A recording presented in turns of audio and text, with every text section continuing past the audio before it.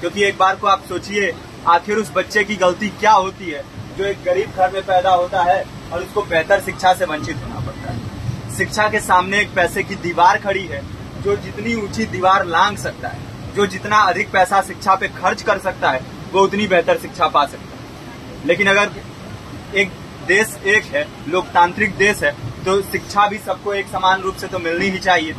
आज परिस्थिति ये है कि एक तरफ तो प्राइवेट स्कूल हैं जो लूट के अड्डे बने हुए हैं, वहां पे आप एडमिशन कराने जाएंगे तो सिर्फ एडमिशन के नाम पे ही आपको 10,000 20,000 रुपए देना होगा।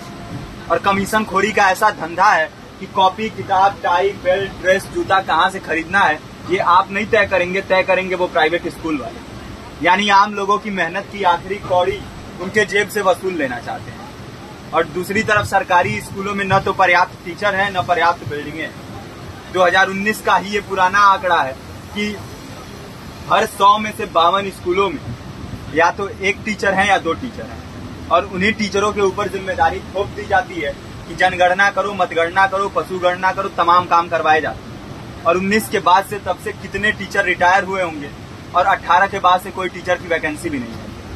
आप खुद भी सोच सकते हैं ये परिस्थिति और कितनी बिगड़ी हो। इसीलिए हम लोग ये मांग उठा रहे हैं, चाहे कोई राष्ट्रपति का बच्चा हो या किसी मजदूर का, सबको शिक्षा एक समान मिलनी चाहिए और निःशुल्क रूप से मिलनी चाहिए। प्रेमचंद ने अपने दौर में भी कहा था कि एक सभ्य समाज में ऊंची से ऊंची तालीम मुफ्त होनी चाहिए और इसका पूरा खर्च गवर्नमेंट को उठाना चाहिए, क्योंकि हमारे देश को फौज से ज्यादा आवश्यकता तालीम की है। और शिक्षा से जुड़ता हुआ ही दूसरा मुद्दा हम लोग उठा रहे हैं। दूसरा मुद्दा है रोजगार का। रोजगार की परिस्थिति ये है कि आज सरकारी सेक्टर हो या प्राइवेट, सब कुछ ठेका संविदा के हवाले किया जा रहा है। परमानेंट नौकरियां लगातार घटाई जा रही है। इसी रेलवे में 1995 के आसपास लगभग 18.5 लाख कर्मचारी काम करते थे, लेकिन आज उनकी संख्या 12 लाख है। आप खुद भी सोच सकते हैं कितने बड़े पैमाने पे परमानेंट पदों को घटाया जा रहा है। और आज आलम ये है, एक तरफ लाखों पद खाली पड़े हैं, फिर भी कोई वैकेंसी नहीं निकलती। जो वैकेंसियां निकलती हैं उनमें भ्रष्टाचार होता है, पेपर लीक हो जाते हैं। RO, UP police, BPSC, SSC, CGL, ऐसे तमाम पेपर लीक हो चुके हैं, आप लोग भी जानते ही।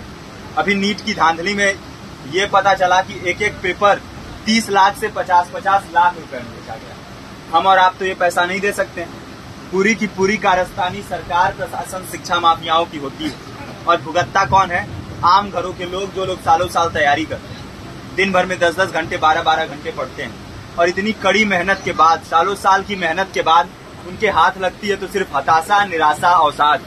बहुत से छात्र नौजवान जो इस बेबसी में, इस डिप्रेशन में नहीं जी पाते, आत्महत्या तक के कदम उठा लेते हैं। लेकिन ये देश की विडंबना है कि टीवी चैनल, अखबार, मीडिया, नेता, मंत्रियों के लिए कहीं ये कोई मुद्दा नहीं है। उनके लिए मुद्दे हैं तो जाति, धर्म, रंग, नस्ल, अगड़ा पिछड़ा।